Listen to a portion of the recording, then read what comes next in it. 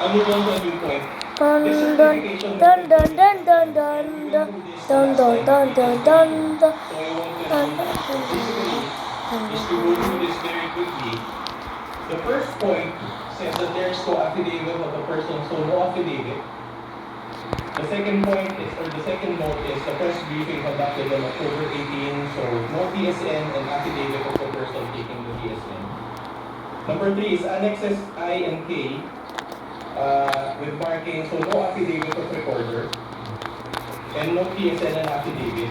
Number 4, Annex L did not indicate to be such PSN, so incomplete information.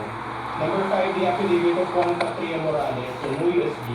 Number 6, only the minutes of the meeting with several persons, so no affidavit. But I'd like, That's the objection now. I'm just reading What's it. the question? Wait for the question. I'm just reading the basis, right? Now, I'd like to highlight note number 7. Please allow me to read that portion.